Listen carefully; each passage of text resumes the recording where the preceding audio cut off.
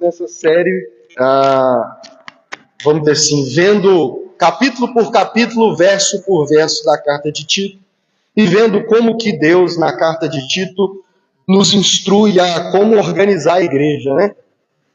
Já falamos sobre a vida exemplar dos pastores, já falamos sobre como lidar com os falsos ensinos e falsos mestres. Semana passada falamos sobre como todos da igreja, não apenas o pastor, devem ter uma vida piedosa, e não só para poder serem exemplo, mas também para discipular os mais novos, né, na fé e também em idade. E hoje nós chegamos à quinta pregação, que é dos versos 11 a 14. Então, Tito capítulo 2, versos 11 a 14.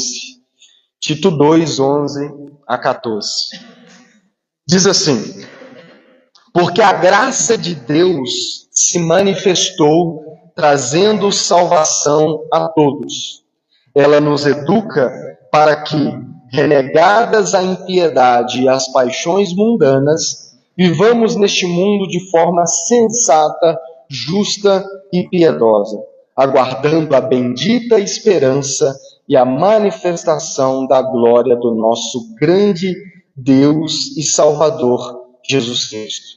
Ele deu a si mesmo por nós, a fim de nos remir de toda iniquidade e purificar para si mesmo um povo exclusivamente seu, dedicado à prática de boas obras. Oremos mais uma vez. Senhor Deus, eis a Tua palavra, fale aos nossos corações. Que o Senhor, Pai, continue nos transformando por meio da Tua palavra, nos instruindo a respeito de como devemos organizar cada área da Tua casa, da Tua igreja, Pai. Queremos, Senhor, ser igreja e tratar a igreja, lidar com a igreja com a maior reverência. Portanto, nos ensina por meio da Tua palavra, para a glória do Senhor. Verso 11. Antes, deixa eu fazer o link novamente, né? No verso 10, o verso que nós lemos na semana passada, verso 2 a verso 10, nós vimos que Paulo deixa claro que Deus espera que não apenas os pastores, né, como foi tratado no capítulo 1, mas também cada pessoa da igreja, os homens idosos, as mulheres idosas, os homens mais velhos, mulheres mais velhas, os jovens, todos. Ou seja, eu disse semana passada que a vontade de Deus é que cada cristão seja um exemplo na sua vida, tenha uma vida piedosa, né? Que nessa carta de Tito resume toda essa vida de bom testemunho, essa vida de santidade, essa vida que, como Paulo trata na carta de Tito, é de acordo com a sã doutrina. Nós vimos até aqui que quando a sã doutrina, o reto ensino, ele é ensinado, ele é pregado e nós nos apegamos a ele, isso gera na nossa vida uma vida de piedade, uma vida de santidade, que é a palavra mais comum que a gente usa, uma vida de bom testemunho, como a gente também costuma dizer nas igrejas, né? E nós vimos na semana passada que Paulo fala isso com todas as pessoas da igreja. Ele fala que cada um precisa ser exemplo, precisa ter uma vida de piedade, para dois propósitos. O primeiro, estar de acordo com a doutrina, e aí no verso 10, no verso antes, ele fala que dessa forma nós manifestamos a beleza da doutrina de Deus. Quando nós vivemos uma vida de acordo com a sã doutrina, de acordo com o Evangelho, nós mostramos o quão belo a palavra de Deus é, o quão belo a doutrina de Deus é.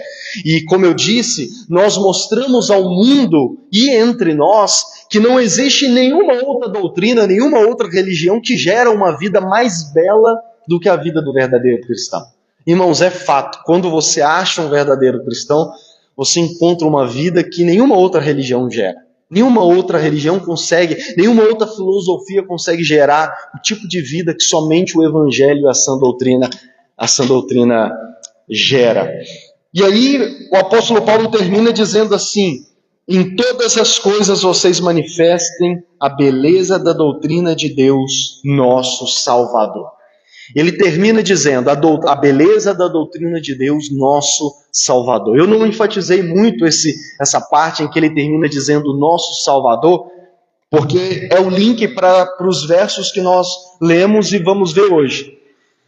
Paulo termina as instruções a respeito da vida exemplar que é esperada de todos os cristãos, terminando dizendo que a vida cristã precisa manifestar a beleza da doutrina. E aí ele diz, do nosso Salvador. Porque o que nós vamos ver nesses versos hoje é que a sã doutrina, o verdadeiro ensino, ela está enraizada num Deus Salvador. A sã doutrina, ela tem a sua raiz, ela tem a sua base, ela tem o seu fundamento em um Deus que é Salvador, ou seja, na própria salvação que Deus concede a nós. E é isso que nós vamos ver hoje. A sã doutrina, ela vem de um Deus Salvador, ela está enraizada num Deus Salvador, e ela é não só enraizada na salvação, como ela é fruto da verdadeira salvação. E aí, após dizer que a sã doutrina gera uma beleza do nosso Deus Salvador, ele então começa no verso 11 dizendo assim, porque a graça de Deus se manifestou trazendo a salvação a todos. Quando ele começa com porquê, esse porquê está linkando tudo que ele havia dito antes. Então ele estava dizendo até agora, como vimos nessas últimas semanas, sobre ter uma vida piedosa, uma vida exemplar. E aí agora, nos versos 11 a 14, ele vai dar um motivo pelo qual devemos ter uma vida piedosa. E ele vai também dizer o porquê não só devemos, como podemos ter uma vida piedosa. E aí ele vai dizer, porque a graça de Deus se manifestou, trazendo salvação a todos os homens. A razão pela qual devemos, e não só devemos, como podemos esperar uma vida piedosa dos cristãos, é porque Deus manifestou a sua graça. Paulo está dizendo, porque Deus manifestou, porque a graça de Deus foi manifestada, salvadora a todos os homens. Porque a salvação foi manifestada, a graça foi manifestada. O motivo pelo qual nós não só podemos, como devemos esperar uma vida piedosa dos cristãos, é porque Deus manifestou a sua graça. Se Deus não tivesse manifestado sua graça salvadora, como diz uma versão, se ele não tivesse manifestado a sua salvação a todos os homens, nós não poderíamos e nem deveríamos esperar uma vida piedosa das pessoas. Mas hoje nós podemos, e não só podemos, como devemos esperar uma vida piedosa de todos aqueles, especialmente os que creem no Evangelho. Por quê? Porque Deus manifestou sua graça. E essa graça manifestada, o que é essa graça manifestada? O que é essa graça salvadora manifestada? Ora, assim como em outras passagens, especialmente das cartas do apóstolo Paulo, o Evangelho, a boa notícia do Evangelho, a obra de Jesus Cristo por nós, por meio do seu nascimento, da sua vida, da sua morte e da sua ressurreição, a obra do Evangelho, a obra da salvação, em várias passagens das cartas de Paulo, ela é resumido como se tratando da graça de Deus. E aqui não é diferente. Quando ele diz a graça de Deus se manifestou, ele está falando de Jesus Cristo. Jesus Cristo é a própria graça de Deus. Jesus é a graça de Deus. Jesus é a manifestação plena da graça de Deus. Jesus é a manifestação da própria salvação. A salvação, de certa forma, não é apenas uma coisa que Jesus nos concede. Jesus é a nossa própria salvação. Quando Deus manifestou o seu Filho, quando Deus enviou o seu Filho, e nós estamos chegando agora, nós entramos hoje no mês de dezembro, que é o mês em que nós comemoramos essa manifestação, a manifestação da graça. Em dezembro é que nós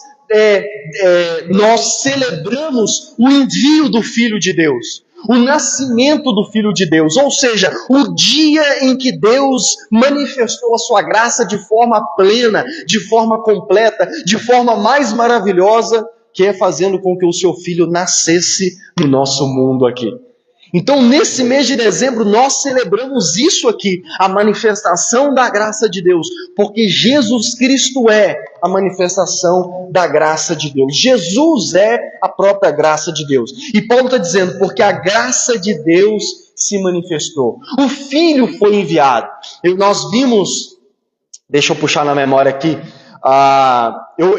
nós falamos há umas semanas atrás, agora está me falhando a memória qual pregação que foi, que acho que foi na primeira pregação dessa série, que Paulo diz que a graça de Deus, o plano redentivo de Deus, ele se manteve oculto, escondido por um bom tempo. Por muito tempo Jesus sempre existiu desde a eternidade, mas ele não havia se manifestado porque ainda não era a hora, Deus ainda não tinha dito, esse é o momento. Mas chegou um dia em que Deus escolheu manifestar a sua graça. E ele o fez enviando o seu Filho ao mundo. A data do Natal que nós cristãos devemos comemorar é essa data em que o Filho é enviado. Como nós, provavelmente eu não vou falar sobre o Natal, né? Já vou aproveitar e mostrar como que esse assunto de hoje tem a ver com o Natal.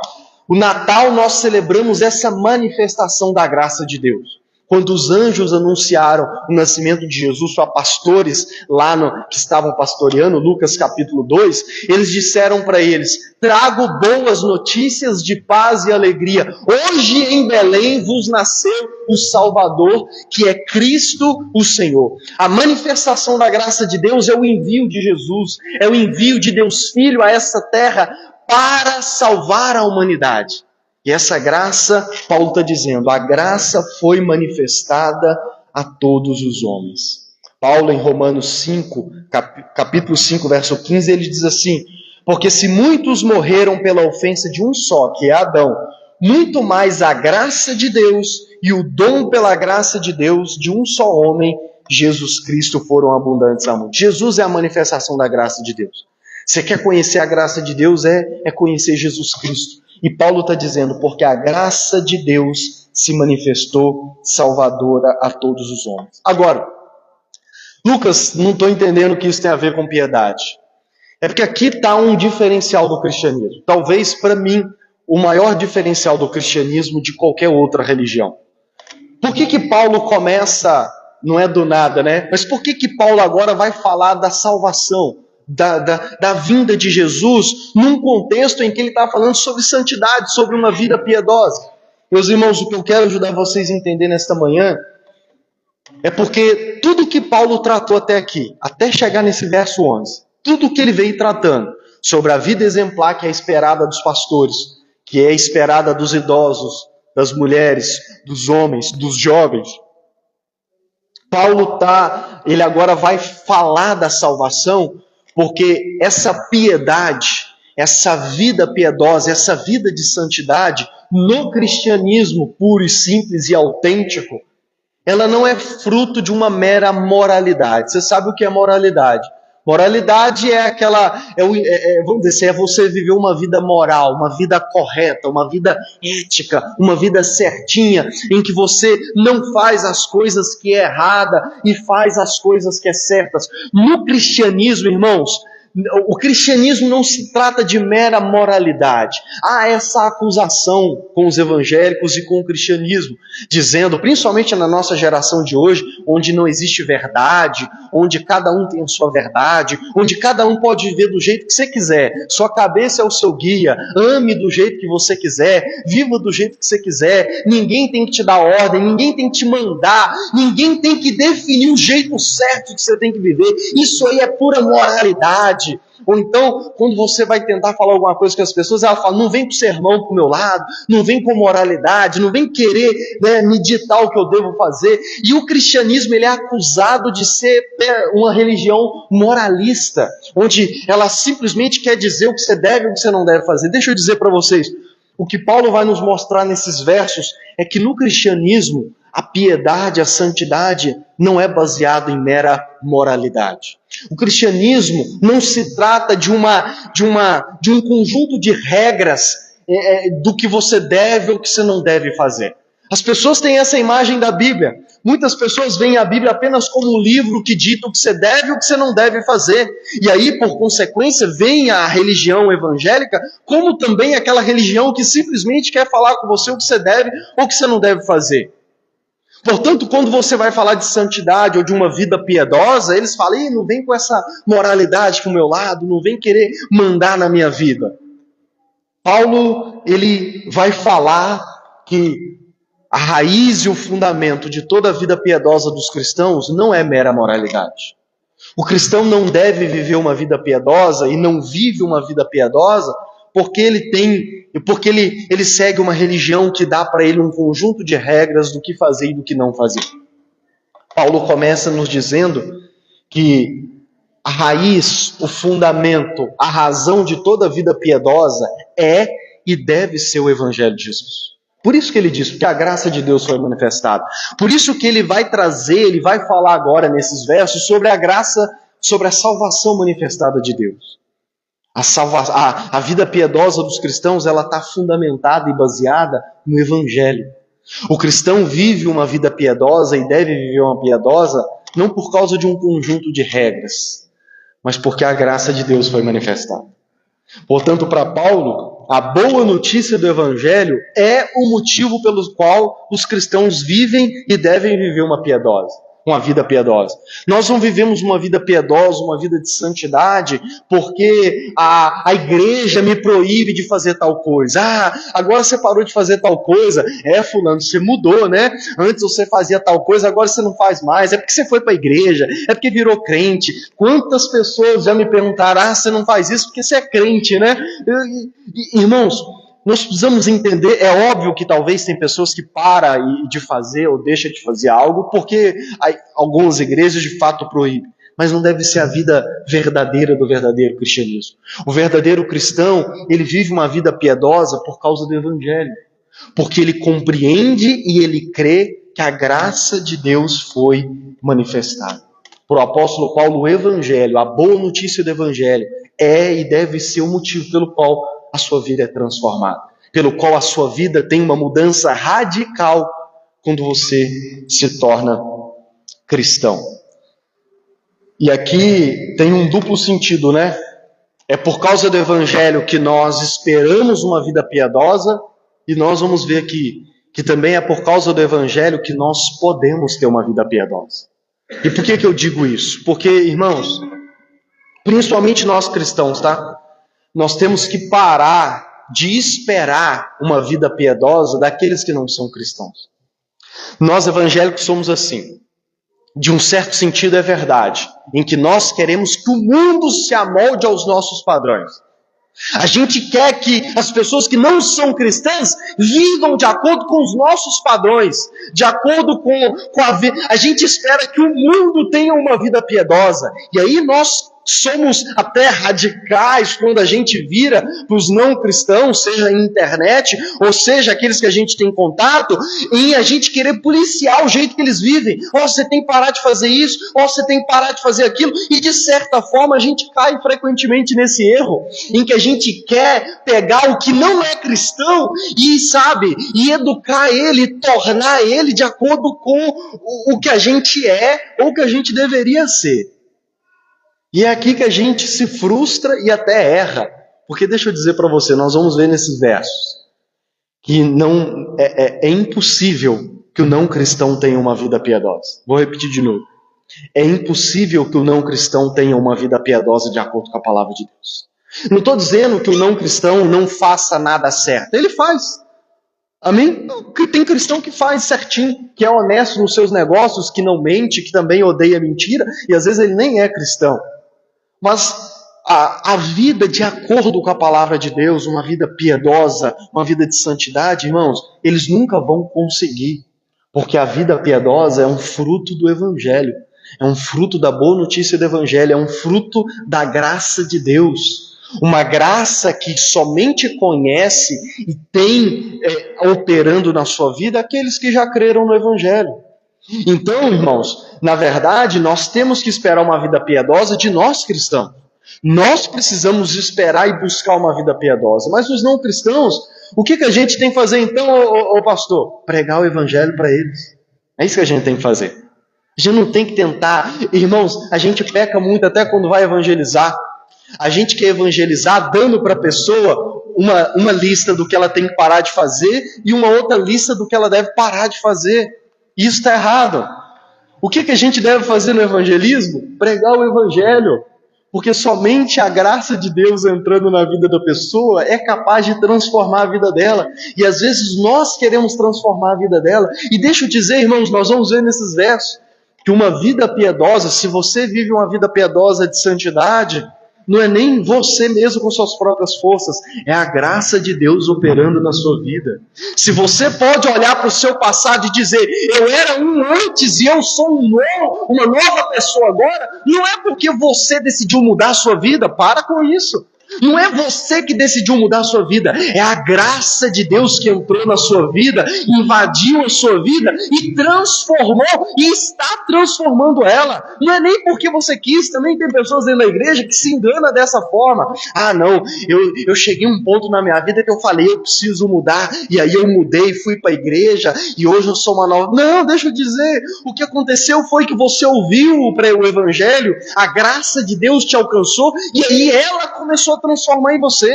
Quantas pessoas eu não converso, e algumas estão aqui, que dizem, às vezes eu não entendo tanto que eu mudei, e deixa eu dizer, é difícil também a gente explicar a nossa mudança, porque essa mudança é uma mudança operada pela graça de Deus. É quando você crê, compreende a boa notícia do Evangelho, é que a mudança e a verdadeira mudança acontece na sua vida e no seu coração. E olha o que Paulo vai dizer, verso 12. Vou repetir o verso 11 de novo. Porque a graça de Deus se manifestou, trazendo salvação a todos. Aí olha o que ele diz. Ela nos educa para que, renegadas a impiedade e as paixões mundanas, vivamos neste mundo de forma sensata, justa e piedosa. Verso 12. A graça de Deus se manifestou, a salvação de Deus veio ao mundo, que é Jesus Cristo. E aí olha o que ele diz no verso 12. Ela quem? A graça. É ela que nos educa. É ela que nos educa. Em outras traduções, nos ensina.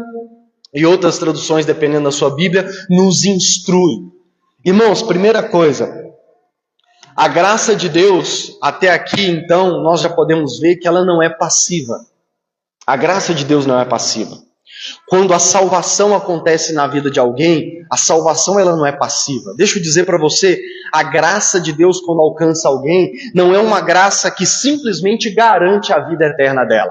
A graça de Deus quando vem sobre a nossa vida, o Evangelho quando nós cremos nele, Jesus quando entra na nossa vida, ele não entra apenas para garantir que a gente vai morar no céu. Ele não entra, a salvação de Deus, a graça de Deus não é aquela que apenas nos livra do inferno e agora garante o céu. Não, não é apenas isso, isso também, mas não é apenas isso. Esses versos vão nos mostrar que a graça de Deus, ela não é passiva, ela não é algo que entra, está ali e não muda nada. A graça de Deus, ela é ativa. Quando a graça de Deus entra na vida de alguém, ela começa a trabalhar na vida de alguém, ela começa a transformar a vida daqueles em quem ela entrou. A graça de Deus, Paulo vai dizer, ela nos educa, nos instrui, nos ensina. Isso significa que a graça de Deus, ao entrar na vida de alguém, começa a trabalhar e a transformar a vida dessa pessoa. E é essa transformação que vai gerar a vida piedosa da qual Paulo está falando até aqui. Eu preparando o meu esboço, eu me lembrei de um filme de 1998. Quem assistiu O Homem da Máscara de Ferro? Tem alguém que se lembra desse filme? Com Leonardo DiCaprio? Já assistiu? Quem assistiu? Quem se lembra? Quem não assistiu, assista, né? Que aí você vai entender a minha ilustração hoje. Mas sem dar spoiler, mas o que é o filme? O Homem da Máscara de Ferro, o personagem que é o Homem da Máscara de Ferro, é o Leonardo DiCaprio, e é um filme dos Três Mosqueteiros lá. A história é o rei da França, que tinha um irmão gêmeo, e os dois personagens é o Leonardo DiCaprio, só que o mais velho, como ele era mau, e para ser rei da França, ele pega o irmão gêmeo dele, e coloca uma máscara de ferro, e prende ele, e o irmão dele fica anos preso, cativo, para ninguém, e ele é dado como morto. Então, para ele ser o rei, ele prende o irmão gêmeo, né? E aí ele mantém ele, coloca a máscara de ferro, porque como eles eram gêmeos, né, era fácil até na prisão as pessoas identificarem, coloca nele uma máscara de ferro e deixa ele cativo por anos. Sem dar spoiler, mas a história é a seguinte, os Três Mosqueteiros têm a trama toda lá, e eles vão e libertam ele, e aí eles, como o rei atual é mau, né, os três mosqueteiros fazem o quê? Liberta o irmão que estava lá e faz todo um plano para tirar o mal e pegar aquele que ficou preso e pôr no lugar. E aí, qual que é o exemplo que eu quero dar aqui? É que como ele ficou anos preso, quando ele é tirado a máscara dele e ele sai, ele meio que é quase um bicho. Ele não sabe quase nem falar direito, ele não sabe se comportar. E como o plano deles é colocar ele como rei da França, antes desse plano dar certo, eles têm que educar ele. Eles têm que ensinar ele a se vestir, têm que ensinar ele a falar como um rei, têm que ensinar ele a se comportar como um rei, a dançar como um rei.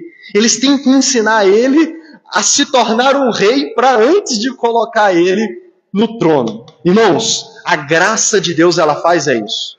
Quando a graça de Deus entra na nossa vida, antes da graça nos alcançar, nós estamos mortos em nossos delitos e pecados, como diz Paulo em Efésios 2. Nós estamos numa vida entregue à imoralidade. E lembre-se do contexto da carta de Tito. Paulo está escrevendo para Tito, lembre-se do contexto, para as igrejas da ilha de Creta, que era, nós já vimos no capítulo 1, que era um povo reconhecidamente completamente imoral. Até histórias extras bíblicas diz que o povo da ilha de Creta, eles eram extremamente imorais. Então, lembre desse contexto. Paulo então vem e diz que a graça nos instrui. Ou seja, antes da graça nos alcançar, não só os cretenses, mas todo cristão vive uma vida de impiedade, uma vida de imundície, uma vida entregue ao pecado, uma vida onde você é morto espiritualmente, uma vida onde o diabo domina você, o pecado domina você, onde o pecado e o diabo, cada um deles tem uma corrente no seu pescoço e você faz o que eles querem. Essa é a vida natural daquele que ainda não se converteu. Você pode achar que não, mas você é dominado pelo diabo e pelo pecado, pelos desejos desse mundo. Paulo vai falar disso daqui a pouco. Então, antes de você se converter, da graça te alcançar, sua vida é assim. Quantos poderiam dar o seu testemunho pessoal aqui? Como eu disse há algumas semanas também, eu não tenho esse testemunho de extravagância, mas alguns aqui talvez eu sei que tem e alguns teriam para contar aqui. Só que quando a graça de Deus te alcança, ela é aquele clichê que a gente fala, né? A gente vai até Jesus como a gente está, mas a gente não permanece como está. E esse verso é uma base para esse clichê evangélico. Você pode vir e deve vir a Jesus como você está. Eu sempre gosto de dizer que você não tem que mudar a sua vida antes de entregar a sua vida para Jesus. Duas coisas. Primeiro, que você não vai conseguir mudar a sua vida, porque você é escravo do diabo e do pecado. Então você não vai conseguir mudar a sua vida antes de ir para Jesus. E segundo, se ainda que você conseguisse mudar a sua vida, o dia que você falasse, mudei minha vida, agora eu vou para Jesus, Jesus ia falar, você não precisa mais de mim. Porque eu vim para os pecadores, eu vim para os doentes. Se você já corrigiu sua vida, você não precisa de Jesus.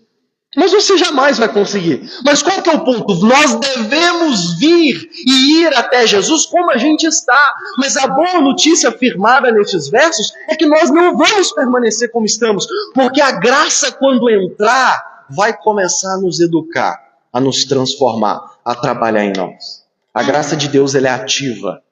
Ela está em constante trabalho na vida daquele em quem ela alcançou. Então nós viemos até Jesus como estamos, mas nós não permanecemos. Porque a graça começa a nos educar. A graça nos pega, como os três mosqueteiros pegou lá o cara lá, e ela fala assim, agora eu te libertei da escravidão do pecado, do diabo, para uma nova vida no reino de Deus. Mas da libertação até a vida no reino, tem um processo em que eu vou te educar. Eu vou te ensinar. Eu vou te transformar. E aqui é a boa notícia. É que todo esse processo de santificação também é uma obra de Deus. A nossa salvação, ela é completamente uma obra de Deus. Foi Jesus quem veio e conquistou por nós. E às vezes a gente acha que a santificação é uma obra só nossa. Não, agora eu é que tenho que me transformar. Não. A santificação, a vida piedosa também é fruto da salvação, da graça de Deus. É ela que vai transformando a nossa vida. À medida em que a gente vai conhecendo, compreendendo e crendo, como diz o meu autor e pastor favorito, que faleceu infelizmente ano passado, O Tim Keller, ele fala que à medida que a gente vai conhecendo e crendo cada vez mais profundo no Evangelho, esse Evangelho é ativo. Paulo diz em Romanos capítulo 1 que ele é poder de Deus. E ele começa a nos transformar de dentro para fora. Por isso um dia Jesus virou para os fariseus e falou: vocês estão preocupados com a parte externa, mas o problema é dentro. Vocês não têm que limpar o copo pelo lado de fora, se por dentro ainda está sujo. Aí Jesus diz: limpa primeiro o interior, e o exterior vai acontecer normalmente. O nosso foco, irmãos, é pregar o Evangelho para que a graça entre na vida da pessoa. Porque uma vez que a graça entra na vida de uma pessoa, ela começa a transformar a pessoa de dentro para fora. E a boa notícia é que a graça faz isso. A graça converte... Não, isso aqui mais para frente.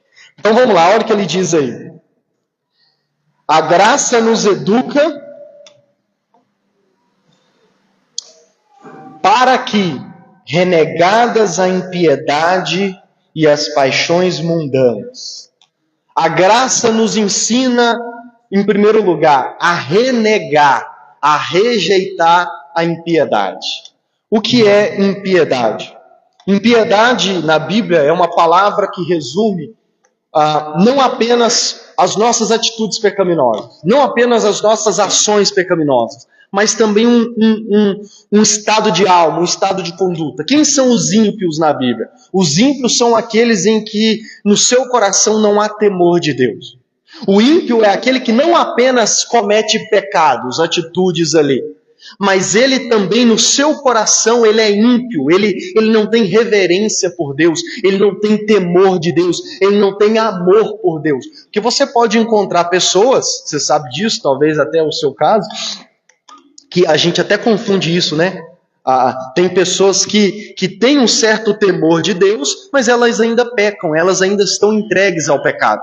Tem pessoas que vivem no mundo entregues a uma vida de pecado, mas que se você perguntar se ela acredita em Deus, ela acredita em Deus.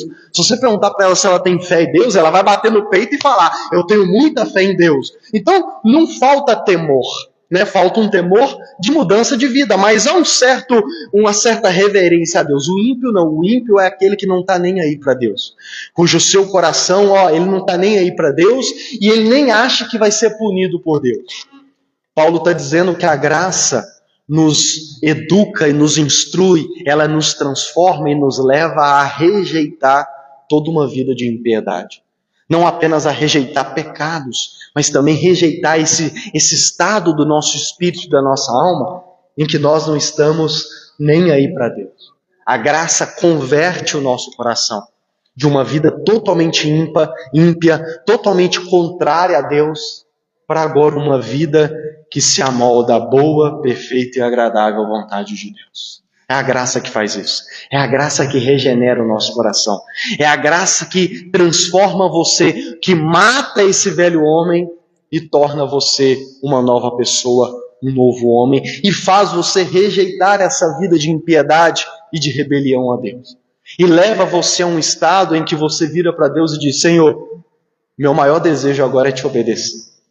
Meu maior desejo é te obedecer. Meu maior desejo, como diz o apóstolo Paulo, é fazer tudo para a glória do Senhor. É por isso que aqueles que verdadeiramente se convertem passam a colocar Deus em tudo, né? Coloca Deus em tudo. Em tudo ele começa a agradecer, né? O que dá certo, o que dá errado, em tudo ele agradece a Deus. Aí você fica: nossa, que loucura. Para os não cristãos é até loucura, né? Mas tudo também tem que pôr Deus, tudo também tem que falar de Deus. Vai almoçar, tem que orar, vai não sei o que, tem que orar. Irmãos, é porque o meu coração foi convertido de uma vida de impiedade para uma vida agora em que busca estar de acordo 100% com esse Deus que me resgatou e me salvou. E Paulo continua dizendo: renegadas a impiedade e as paixões mundanas.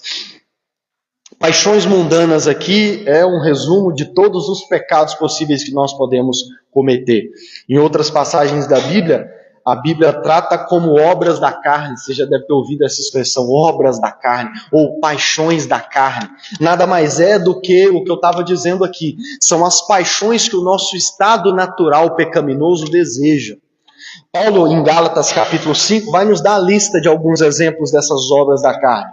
Gálatas 5,19, ele diz assim: As obras da carne são conhecidas e são imoralidade sexual, impureza, libertinagem, idolatria, feitiçaria, inimizade, rixa, ciúme, ira, discórdia, divisão, facção, inveja, bebedeira, orgia e coisas semelhantes a ela. Declaro a vocês, como já antes havia prevenido, que os que praticam tais coisas não herdarão o reino de Deus. E olha o que ele diz no verso 24. E os que são de Cristo Jesus crucificaram a carne com as suas paixões e os seus desejos. Irmãos, a nossa carne, o nosso eu natural pecaminoso, ele sempre vai desejar o pecado, ele sempre está inclinado, ele sempre está alinhado e ele sempre está satisfeito no pecado. Você talvez conheça pessoas que ainda sentem o maior prazer na vida pecaminosa. A pessoa ela quer essa vida.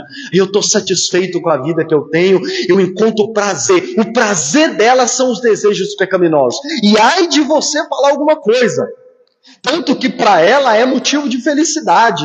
Quando nós crente aparece para evangelizar, ela fala assim, não vem não, porque não vem querer mexer na minha felicidade não. Eu sou feliz do jeito que eu sou, porque a alma pecadora, ela se satisfaz no pecado. Ela sempre está inclinada ao pecado. Paulo diz que o pecador ele segue o fluxo natural. Ele é como aquele peixe que se entrega à correnteza e fala, me leva. Ele é como o porco, que a Bíblia usa essa metáfora, é como o porco que deita na lama e adora deitar na lama. Se você tira ele à força da lama, ele volta para a lama porque ele fala, aqui é o meu lugar. Aqui é o meu lugar. E Paulo está dizendo que quando a graça entra na nossa vida, a nossa vida muda. Porque ela nos ensina, nos instrui a rejeitar tudo isso. Todas as paixões mundanas, nós passamos a dizer não para elas. E como Paulo acaba de dizer em Gálatas também, nós crucificamos os nossos desejos e os nossos desejos e as nossas paixões pecaminosas. Não é que eles deixam de existir. Você que é cristão verdadeiro, você sabe que muitas paixões pecaminosas e desejos pecaminosos, eles não morrem. Eles continuam ali, como diz o nosso irmão Tales, né? Todo dia o pecado vem e me chama. Tem desejos que eles vão continuar, mas qual que é o diferencial do cristão? É que a graça que habita nele, que transforma ele, ensina ele a dizer não para o pecado. Como o Tales bem canta, todo dia o pecado vem, mas eu escolho Deus, porque a graça me ensina todos os dias a dizer não para o pecado, às suas paixões pecaminosas, e a dizer sim para Deus. Ainda que essa decisão nem sempre seja tão fácil. Porque a gente precisa confessar que nem sempre é fácil dizer não para o pecado e sim para Deus. Mas se verdadeiramente a graça de Deus está em mim, transformando a minha vida, eu vou dizer não. E eu me lembrei do Salmo 63, que diz assim, ó Deus, Tu és o meu Deus, eu te busco ansiosamente. A minha alma tem sede de ti, meu corpo te deseja como terra árida, exausta e sem água. Assim quero ver-te no santuário, para contemplar a tua força e a tua glória, porque a tua graça é melhor do que a vida, os meus lábios te louvam. Assim eu te bendirei enquanto viver, em teu nome levanto as mãos. Como de saborosa comida se farta a minha alma, e com júbilo nos lábios a minha boca te louva. No meu leito, quando de ti me recordo, e em ti medito durante as vigílias da noite. Esse é o sentimento daquele que a graça alcançou. Olha o que ele diz, tua graça é melhor do que a vida. E ele diz, eu agora te busco ansiosamente. Deixa eu dizer, irmãos, o ímpio, aquele que ainda não se converteu, ele não pode se identificar com esses versos. Ele jamais, o ímpio, aquele que ainda não se converteu, que a graça não alcançou a vida dele, ele jamais escreveria um salmo como esse. Porque só pode escrever um salmo como esse aqueles a quem a graça já alcançou. Porque quando a graça entra, Paulo está dizendo, ela ensina aquele a quem ela alcançou a rejeitar a impiedade e todas as paixões mundanas. Ela reorganiza até as nossas paixões. Irmãos, tinha coisas que eu era apaixonado antes de converter e hoje... Como diz o Juliano Som, que é um dos meus cantores cristãos favoritos, tem uma música dele que ele diz assim, o que brilhava não brilha mais para mim, diante da tua beleza, diante do eterno brilho de Jesus. A graça, quando entra na nossa vida, ela reorganiza tudo, irmãos, ela muda tudo. Ela muda tudo, ela reorganiza tudo, ela reorienta todas as coisas, inclusive as nossas paixões, inclusive os nossos desejos, a ponto da gente poder se identificar, ou quem sabe até escrever algo muito parecido como o que o salmista diz no Salmo 63. Eu te busco, eu te desejo como a terra árida. Um irmão da fé que fez isso, bem lá no passado, foi Santo Agostinho. Um dos seus livros, e um dos principais dele, que é o livro Confissões, Santo Agostinho, que viveu ali falhou a memória agora, entre 354 e 430 a.C., ou seja, bem lá atrás. Santo Agostinho, ele diz nesse livro Confissões, e o nome do livro já diz alguma coisa, ele dá tipo quase como um testemunho dele, ele fala como que antes da graça alcançar ele, antes de conhecer Jesus, ele vivia uma vida extremamente ímpia, entregue à imoralidade sexual. Ele conta nesse livro que ele quase que desejava o sexo todos os dias da vida dele, e o sentimento de castidade para ele era abominável, até que a graça o alcançou. E aí nesse livro eu separei apenas um trecho para ler para vocês. Olha o que ele diz nesse trecho: durante os anos da minha juventude, pus meu coração em coisas exteriores que só faziam me afastar cada vez mais daquele a quem meu coração, sem saber, desejava. Olha o que ele diz: durante a minha juventude eu me entreguei a desejos que só me fazia afastar daquele em quem o meu coração, no fundo, desejava e eu nem sabia. O que ele está dizendo? Ele está dizendo que toda aquela ânsia que ele tinha e que ele colocava na busca pelos prazeres mundanos, nada mais era do que no fundo, a alma dele desejando Deus. Só que ele achava que não era Deus, então ele aplicava o coração dele tanto aos desejos mundanos. Quantos cristãos não descobrem isso? Que no fundo, todo o ímpeto que ele tinha e toda a entrega que ele tinha para os desejos e paixões deste mundo nada mais era do que já, como a gente diz no clichê também na igreja, né? Era o vazio de Deus, era na verdade a alma desejando algo que ele buscava em outras coisas, mas que no fim das contas era o próprio Deus. E aí ele continua dizendo: eis que estavas dentro e eu fora. Seguravam-me longe de ti as coisas que não existiriam senão em ti. Deixa eu te ajudar um sentido que ele diz aqui. Ele está dizendo que, na verdade, as coisas, os prazeres que ele buscava nas coisas deste mundo e não encontrou, é um prazer que ele só encontraria no próprio Deus. Por isso que ele diz, né?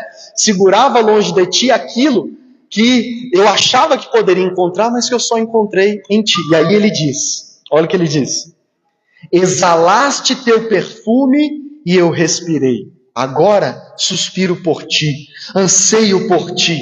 Deus, de quem separar-se é morrer, de quem aproximar-se é ressuscitar, com quem habitar é viver. Provei-te e agora tenho fome e sede de ti. Tocaste-me e agora ardo por tua paz. Por ti suspiro dia e noite desde que te conheci. E mostraste-me então quem eras, e irradiaste sobre mim a tua força, dando-me o teu amor. E agora, Senhor, só amo a ti, só sigo a ti, só busco a ti, só ardo por ti. Exalaste o teu perfume e respirando suspirei por ti, te desejei, eu te provei, te saboreei, e agora tenho fome e sede de ti. Tocaste-me e agora ardo em desejos por tua paz. É um cristão parafraseando o Salmo 63 e mostrando que um cara que era extremamente imoral, quando a graça o alcança, reorganiza tudo na vida dele, a ponto dele dizer palavras como essa. Eu acho que nem se eu vivesse a minha vida inteira eu conseguiria escrever algo tão belo como isso daí. Mas até esses versos belos, eu até mandei um link de mais uns trechos lá no grupo da igreja, e depois, se você quiser, compre e leia o livro todo, né? Mas você vê o que leva um homem a dizer palavras como essa: a graça que eu alcançou. Ah, Lucas, mas eu não sei usar essas palavras bonitas. Talvez mesmo não sabendo dizer ou escrever palavras como essa, se a graça te alcançou, você poderia, ao ler essas palavras, dizer: É isso que expressa, é isso que está no meu coração. Ele falou que eu não consigo expressar. Porque a gente tem dessas, né? Por isso que até que a gente gosta de música, né? Porque a música às vezes expressa algo que a gente queria, mas não conseguiria, né? É o que Paulo está dizendo.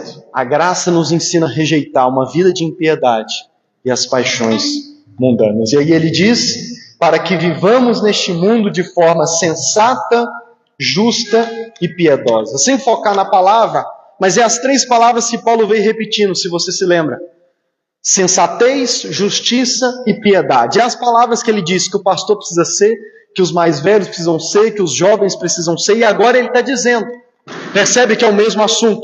Ele está dizendo que tudo aquilo que ele escreveu antes, que é esperado do cristão, ele agora está dizendo que quem gera isso no cristão é a graça de Deus. É a graça que o transforma e o leva a viver nessa vida, uma vida sensata, justa e piedosa. E aqui um outro ponto importante. Ele diz, para que vivamos nessa vida. O que nós fazemos entre o dia da nossa libertação e o dia em que entraremos no reino de Deus? O que nós devemos fazer? Infelizmente, hoje em dia, muitos acreditam que entre o dia que você creu em Jesus e o dia da volta dele, você pode viver do jeito que você quiser. Ah, não tem problema o jeito que você vai viver. Você já é salvo mesmo, Jesus. As pessoas interpretam a graça de forma errada. Ah, já que eu sou salvo pela graça, eu posso viver do jeito que eu quero. Não baseado nesses versos. Porque esses versos estão dizendo que a graça, como eu já disse até aqui, ela é ativa, então ela vai te transformar. E em segundo lugar, ela vai te transformar levando você a viver uma vida de justiça, piedade e sensatez nessa vida. Ou seja, a santidade, uma vida de piedade, não é algo que nós vamos viver só quando estivermos no céu. Tem gente que usa esse clichê, né? Ah, perfeito, eu só vou ser no céu. De certa forma isso é verdade. Mas eu já encontrei pessoas que usam essa frase para justificar a falta de santidade dela nessa vida. Então ela, para justificar a falta de santidade de uma vida de piedade, ela diz, não, perfeito, a gente só vai ser na glória. O que de certa forma é verdade. Mas isso não significa que a graça não vai transformar você, levando você a viver uma vida piedosa, de sensatez e justiça ainda nessa terra.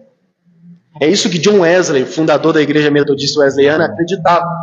Que o cristão deve viver a sua vida nessa terra buscando a perfeição. Não no sentido de que um dia ele vai alcançar nessa vida, mas no sentido de que, como ele sabe, e aí Paulo vai falar isso nos próximos versos, como ele sabe que lá na eternidade ele vai ser perfeito, e a graça já entrou na vida dele, a graça já vai começar esse processo de transformação. Então, como Paulo diz em Efésios 1,6, essa obra só vai ser concluída lá, mas ela já começa aqui e agora. Portanto, não há justificativa e não há desculpas para que a gente não viva uma vida de piedade. Porque se a graça de Deus verdadeiramente está em nós, ela vai começar a nos transformar. E é aqui que eu digo, por isso que o cristianismo é diferente de moralidade. Porque, de fato, muitas outras religiões são moralistas. Te dão uma lista do que deve fazer e o que não deve fazer. Mas qual que é a diferença do cristianismo? É que outras religiões, a moralidade em outras religiões, ela é como eu dizer para você assim, olha, você tem que voar. Imagina que eu digo isso para você. Você tem que voar. Aí você fala, como eu não tenho asas? Se vira. Só quero te dizer o seguinte, você tem que voar. E aí você tenta voar, sem ter asas, sem conseguir. E aí imagina você ficar tentando bater o braço ali, tentando voar. Essa é a moralidade das outras religiões, porque ela te ensina o que você deve fazer e o que você tem que parar de fazer, mas não te dá a capacidade de fazer. O Evangelho é diferente por causa disso. Porque baseado nesses versos, a graça de Deus, ela vai sim nos educar. Ela vai sim nos instruir.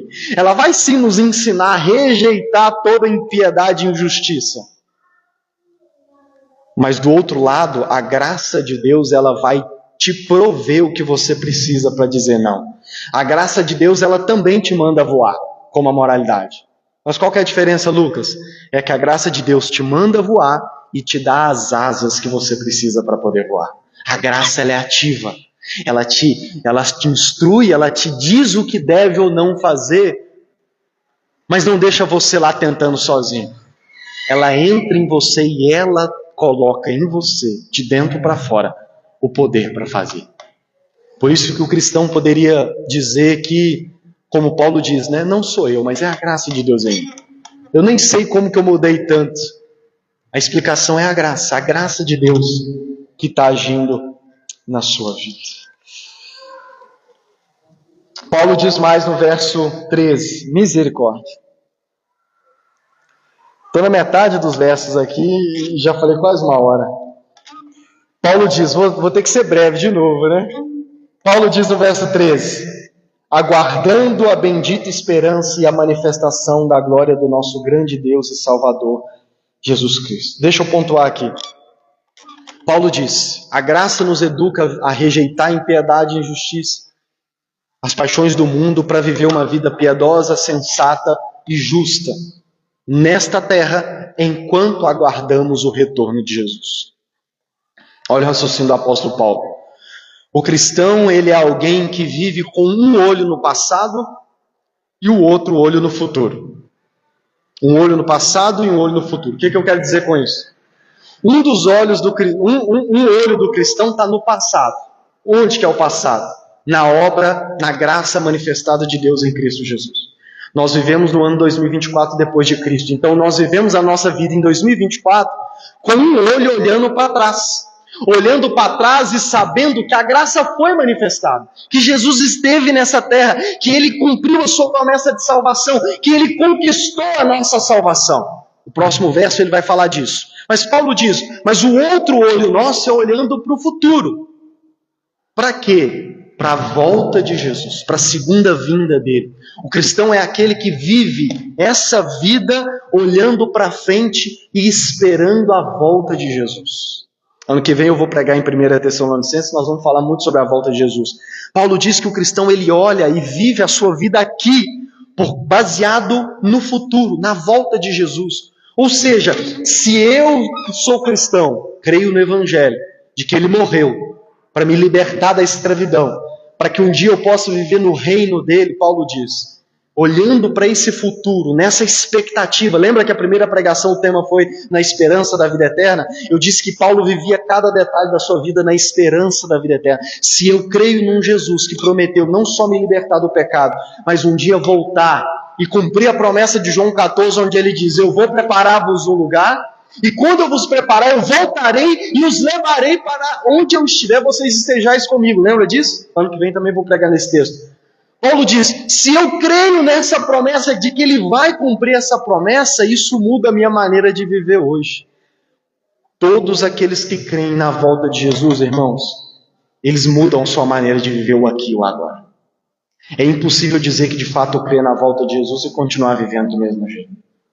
Porque como que eu creio que um dia eu vou viver num reino eterno com o meu rei e eu vivo a minha vida aqui totalmente o oposto do que será a vida lá? Porque lá não vai haver pecado, lá não vai haver impiedade, lá não vai haver injustiça, lá não vai haver mal, lá não vai haver nada dessas coisas.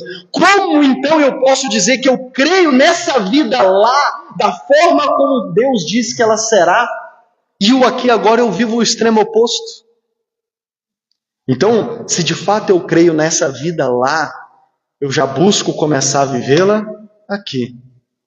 A esperança do cristão é de que, como ele vai ter essa vida lá, então ele também vai viver essa vida aqui. Eu já quero viver aqui agora, o jeito que eu vou viver lá. Ainda que eu não consiga viver aqui agora, perfeitamente como eu viverei lá. Deu para você entender o que eu estou querendo dizer? E aí no verso 14, ele olha para o passado. Ele diz, Ele deu a si mesmo por nós, a fim de nos remir de toda iniquidade e purificar para si mesmo um povo exclusivamente seu, dedicado à prática de boas obras. Agora ele olha para o passado. E ele diz que o cristão também vive olhando para o passado. Qual que é o passado? Quando a graça de Deus se manifestou. Quando Jesus esteve nessa terra. Ele deu a sua vida por nós na cruz do Calvário. Para duas coisas.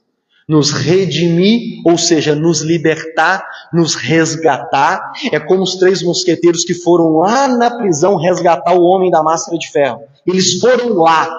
Ele estava lá sem poder se salvar. Ele ficou anos e não conseguia se salvar. Aí os heróis foram lá e o resgataram de lá. Do mesmo jeito nós vivíamos aqui na nossa impiedade, na nossa morte espiritual, e nós não nos salvaríamos. A gente nem queria ser salvo, a gente queria continuar na lama do pecado, mas a graça de Deus veio. Jesus veio nessa terra nos resgatar. Ele entrou na lama para nos tirar dela. Ele entrou dentro da nossa prisão para nos resgatar dela. E ele fez isso dando a sua vida por nós. E aí Paulo diz, ele veio para nos redimir de toda impiedade e injustiça e nos purificar. Irmãos, como que eu olho para trás? Como que eu digo crer nesse evangelho, que é a boa notícia de que nós somos resgatados? Resgatados do quê? Resgatados de uma vida ímpia, de uma vida pecaminosa. Como que eu agora vou tratar, ou vou continuar vivendo? Como que eu posso achar que é normal eu dizer que eu creio nesse Jesus, nesse evangelho, nessa boa notícia, e eu continuo vivendo da mesma forma? Seria o mesmo que aquele homem dissesse assim, eu estou muito feliz por vocês terem me libertado, mas eu vou continuar vivendo aqui. Eu estou muito feliz porque vocês vieram me resgatar, mas eu vou continuar usando essa máscara de ferro. Eu estou muito feliz de vocês terem vindo me resgatar, mas eu não quero ser rei da França. Eu não quero viver uma vida de rei. Eu não quero viver uma vida no reinado. É o mesmo que um cristão, alguém que se diz cristão, diz crer em Jesus e diz que não tem problema ele continuar vivendo do mesmo jeito. Irmãos, Jesus teve que ir na cruz exatamente por causa de uma vida ímpia e pecaminosa que a gente vivia.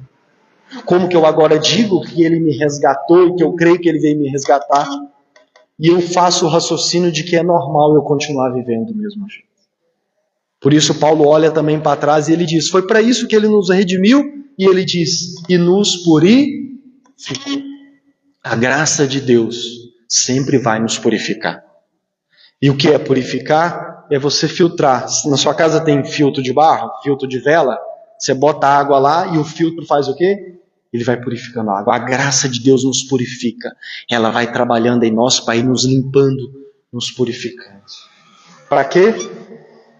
Para que a gente seja um povo exclusivamente de Deus, dedicado à prática de boas obras.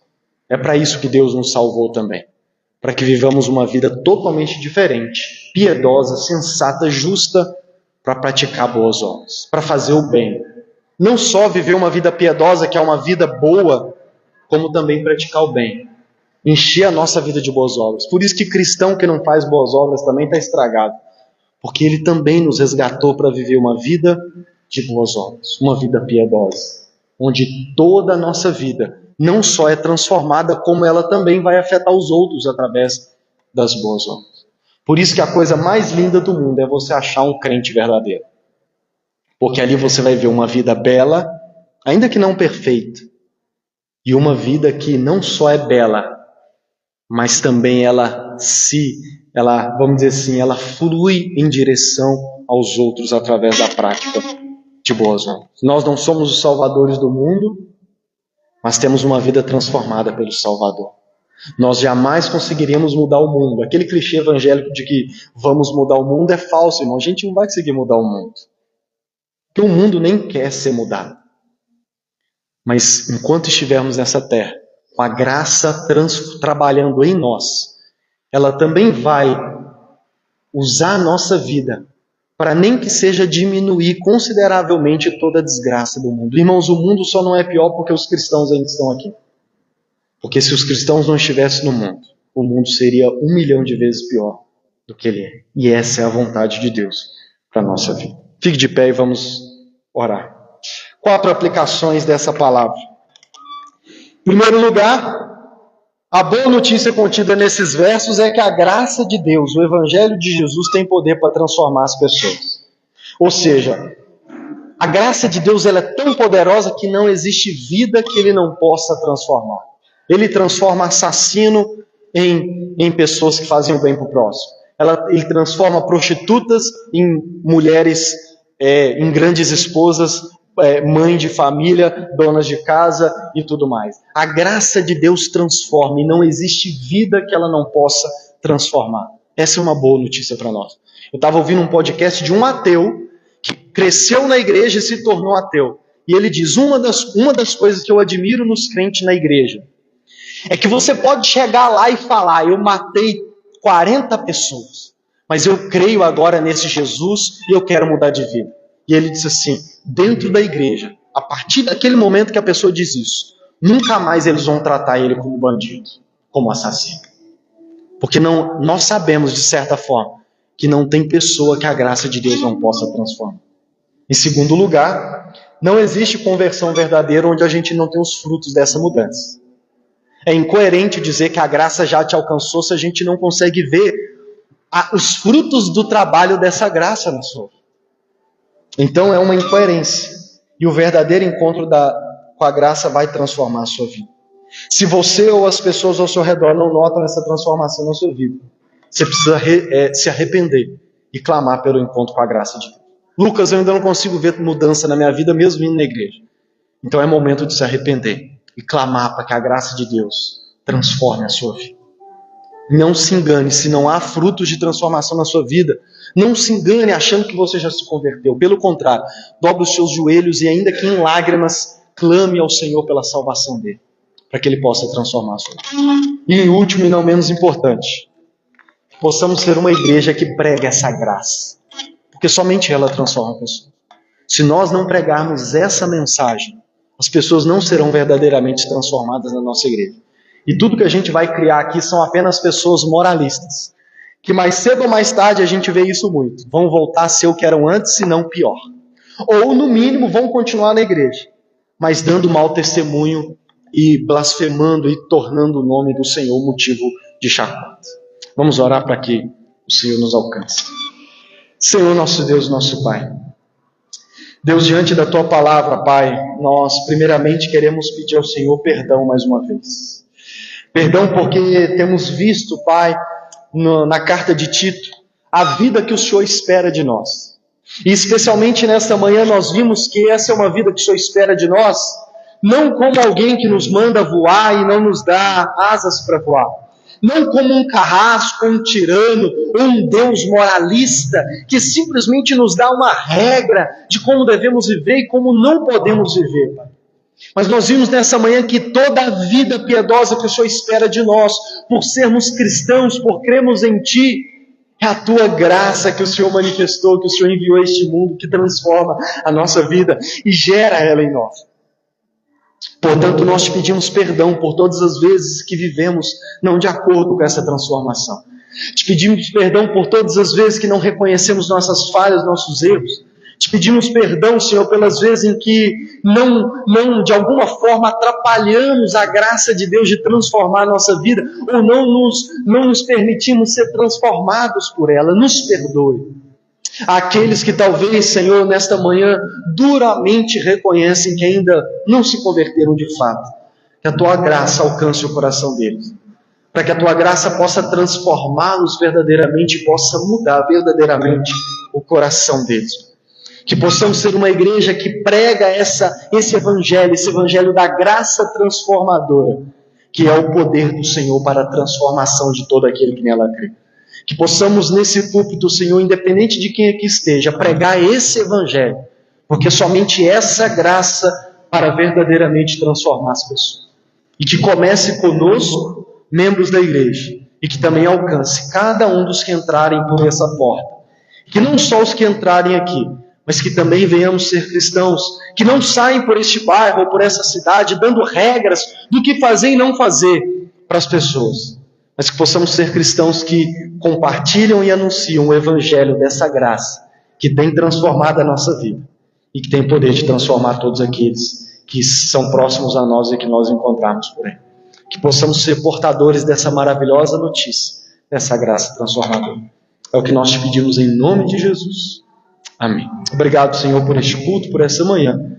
Que o Senhor possa nos transformar ainda mais durante essa semana por meio dessa palavra.